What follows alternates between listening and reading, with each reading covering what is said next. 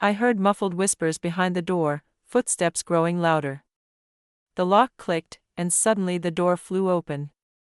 My cruel mother-in-law slapped me hard in the face as soon as she entered, and before I could react, my sister-in-law followed, punching me in the stomach.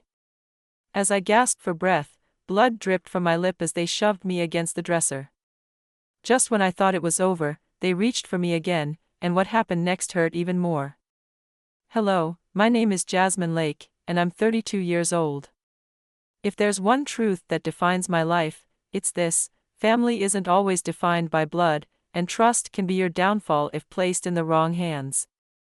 I've learned this lesson the hard way, and I'm here to tell you my story of betrayal, survival, and revenge.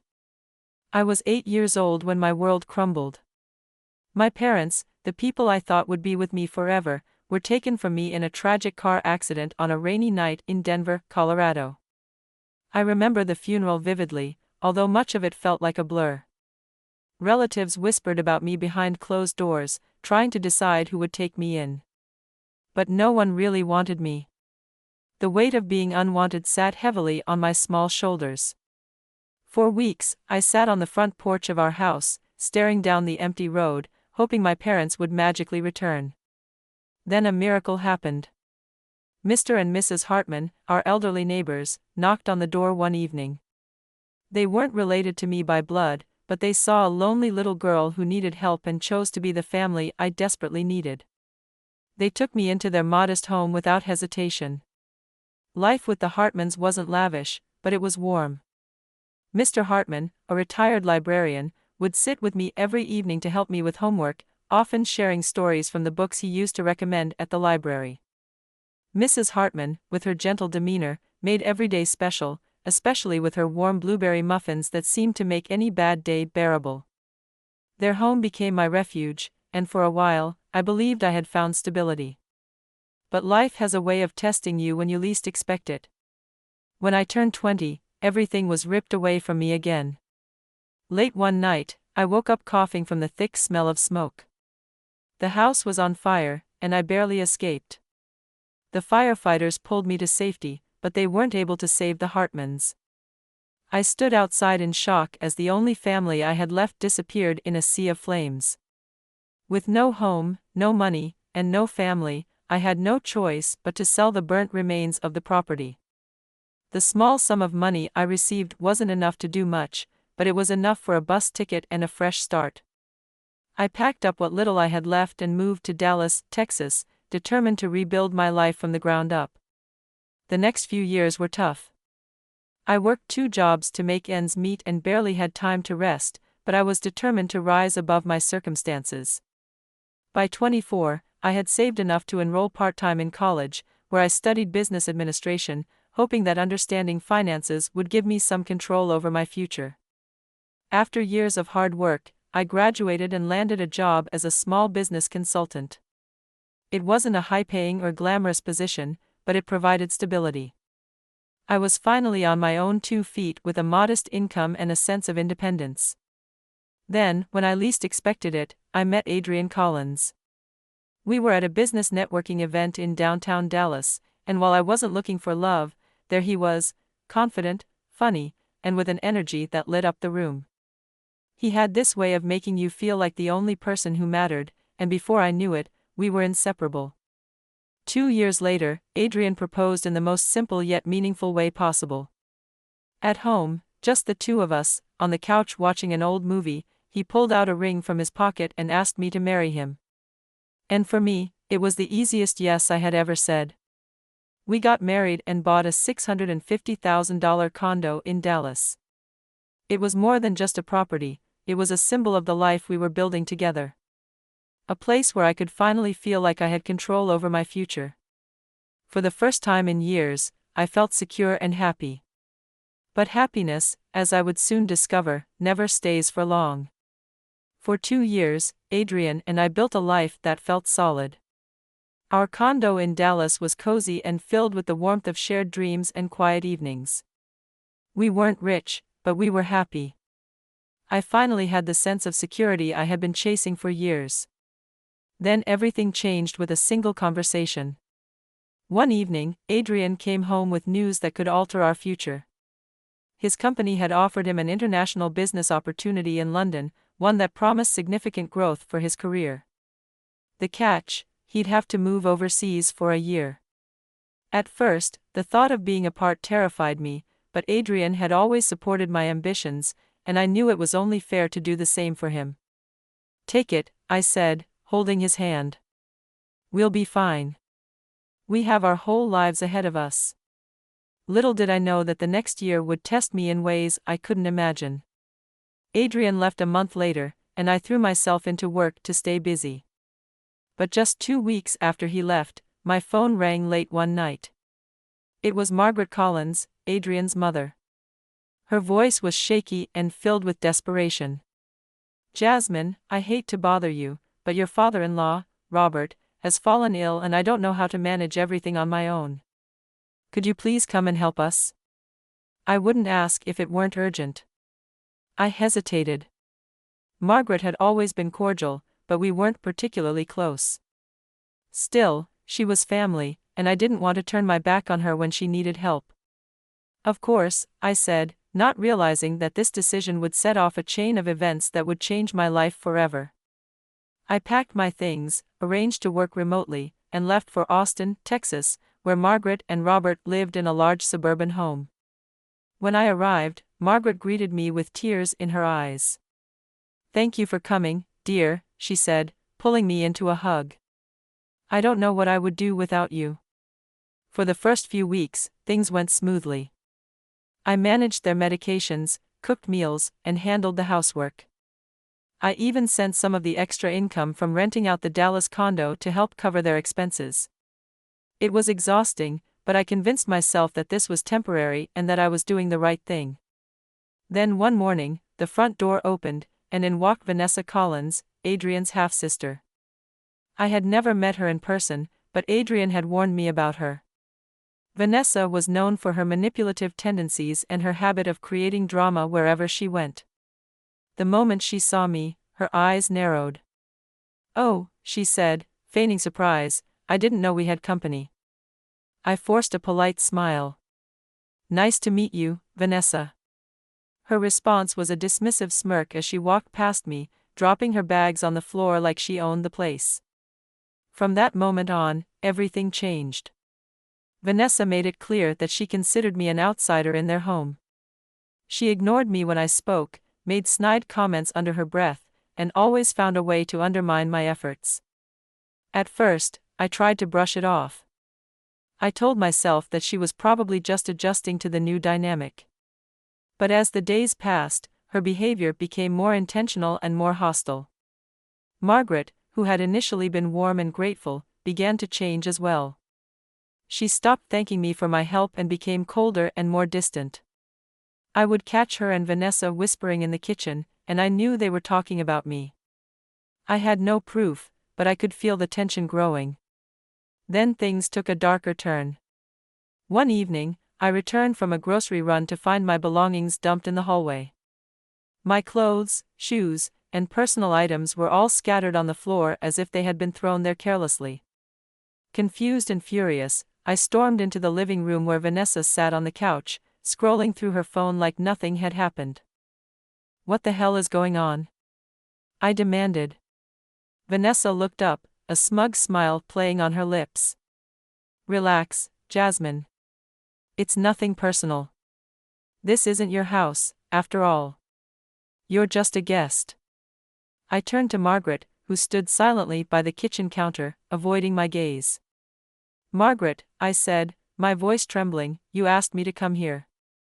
You needed my help. What is this?" Margaret sighed, still not meeting my eyes. "Don't be dramatic, Jasmine. We're just reorganizing." My things had been tossed onto the floor like trash, and she called it reorganizing. That night, as I lay in bed, my mind raced. Something wasn't right. The warmth and gratitude they had shown when I first arrived were gone, replaced by hostility and manipulation. I checked my bank account on my phone, and my heart sank.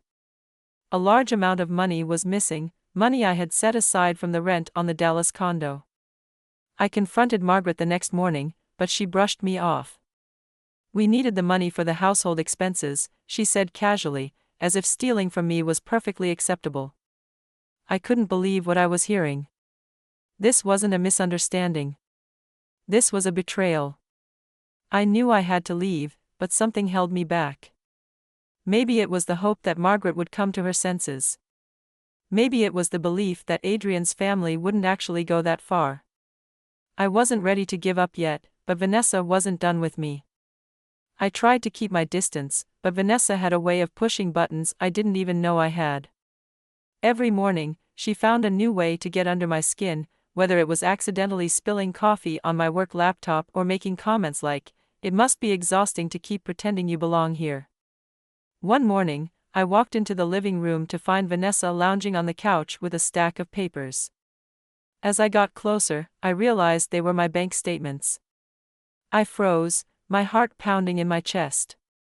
"What the hell are you doing with my bank statements?" I demanded, snatching them from her hands. Vanessa smirked, completely unfazed. "Just curious how someone like you could afford a $650,000 condo in Dallas. Must be nice to live beyond your means. Stay out of my things," I warned, clenching the papers tightly. She leaned back, sipping her coffee like she hadn't just violated my privacy. "You don't get it, do you?" she said. "You're an outsider. You don't belong here, and you never did." I felt the blood rushing to my face. "I'm here because Margaret asked for my help." Vanessa rolled her eyes. "Right, and now you've done enough. Why don't you be useful and sign over that condo to Mom? She's struggling, you know." And that's when it all clicked. This wasn't just about making me feel uncomfortable. It was about money. My money. They wanted the condo. They wanted everything I had worked for. I turned to Margaret, hoping she would deny it. That she would tell me Vanessa was going too far. But Margaret wouldn't meet my gaze.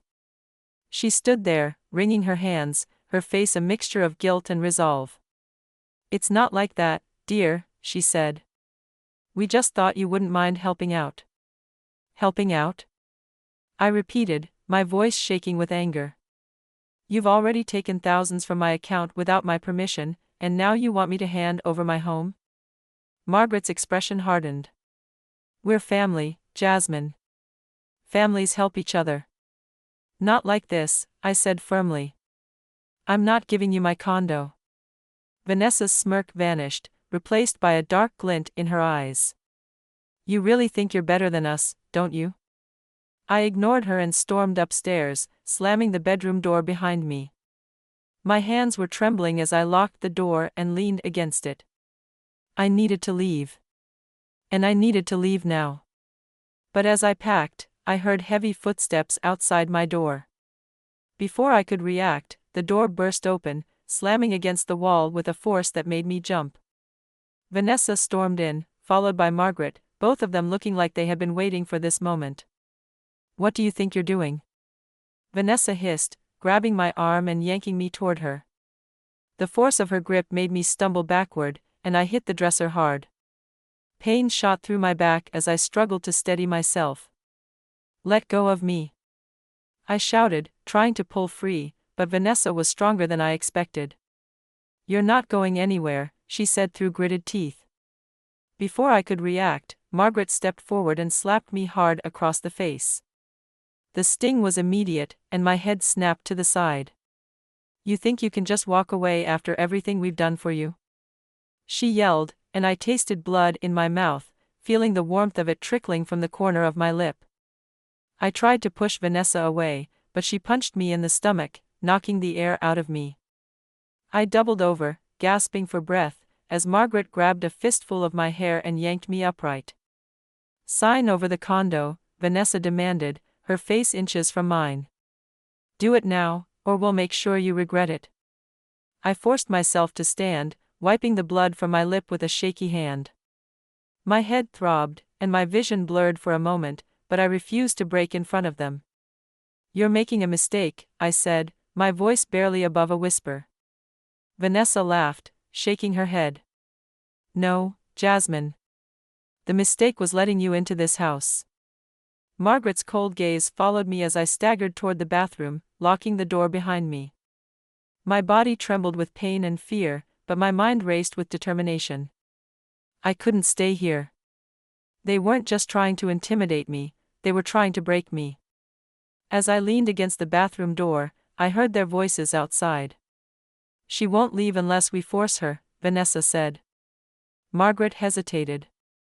Maybe we've gone too far, Vanessa. No, Vanessa snapped. She's weak. She'll cave. We just need to keep pushing. I knew I didn't have much time. I pulled out my phone and hit the record button, pressing it against the door to capture every word they said. Their plan was clear, they wanted to take everything from me, and they weren't going to stop until they did. I grabbed my bag, stuffed the phone inside, and quietly unlocked the bathroom window. The cool night air hit my face as I climbed out, landing softly on the grass below. I didn't look back. I ran.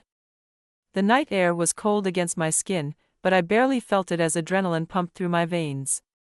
My bare feet hit the damp grass, and I sprinted across the backyard without looking back. My heart pounded so loudly it drowned out the rustling of leaves and distant hum of traffic. All I could think about was getting away, putting as much distance as possible between me and the people who had just betrayed me.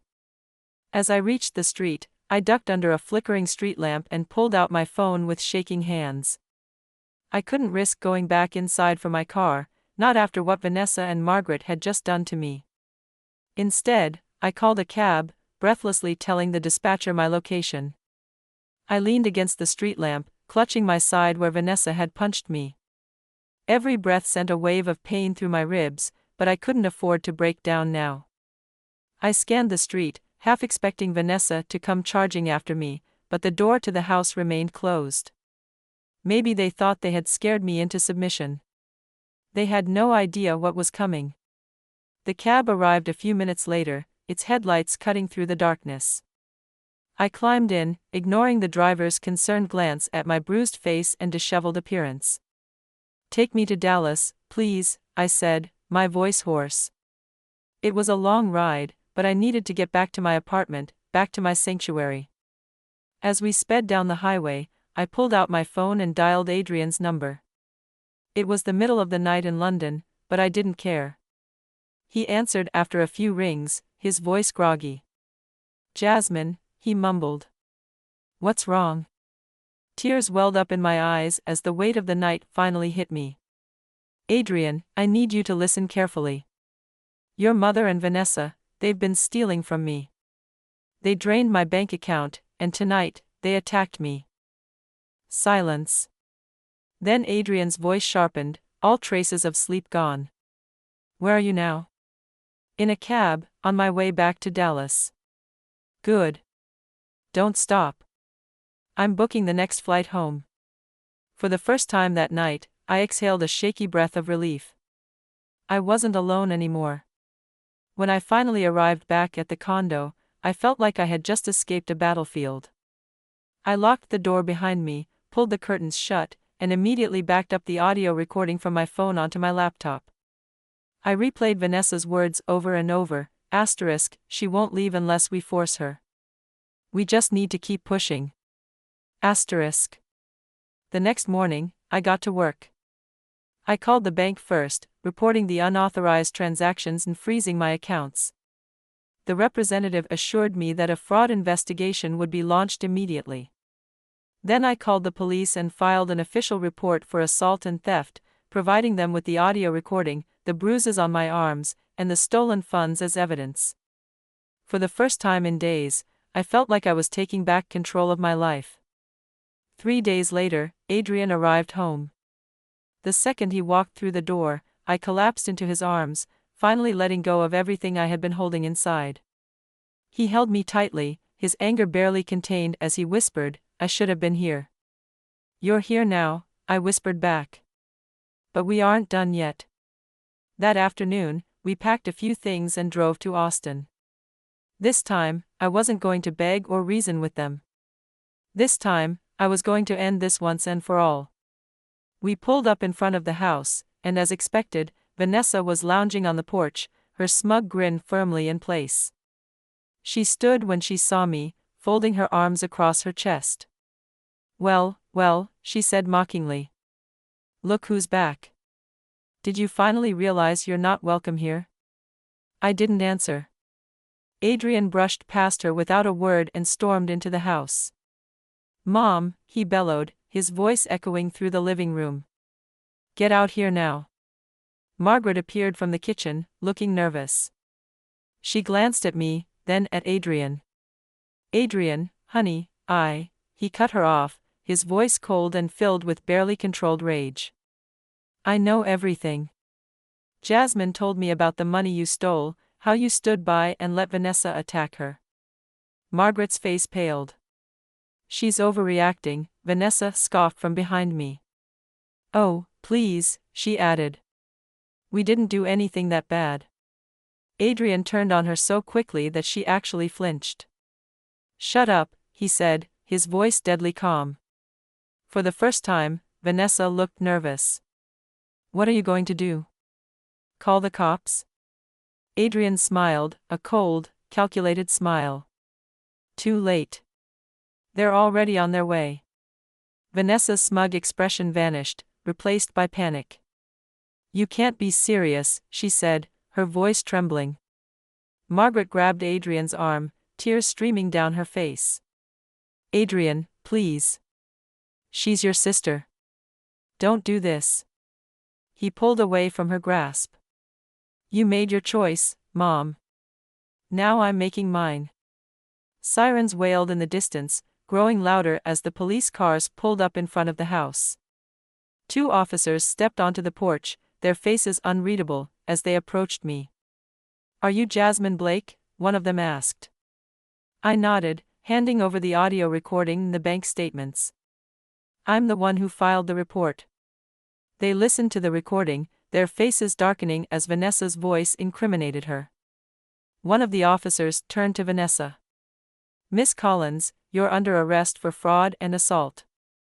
Vanessa's face twisted with rage. "This is ridiculous. You can't do this." Margaret tried to intervene, but the officers ignored her. They handcuffed Vanessa and led her to the squad car as she kicked and screamed. "Adrian! You're really letting them arrest me," she shouted. Adrian didn't flinch. "You did this to yourself." As they hauled her away, Vanessa shot me a venomous glare. "You ruined my life," she spat. I met her gaze without blinking. "No, Vanessa. You ruined your own life." I watched as the squad car disappeared down the street, taking Vanessa and all the chaos she brought away with it. For the first time in what felt like forever, I exhaled without tension, nodding my chest. Margaret stood on the porch, frozen, her face pale as she watched her daughter being taken away. When the police left, Margaret turned to Adrian, her voice trembling. "Adrian, please. Vanessa is your sister. She made mistakes, but she's family." Adrian's jaw tightened, and I could see the battle raging within him.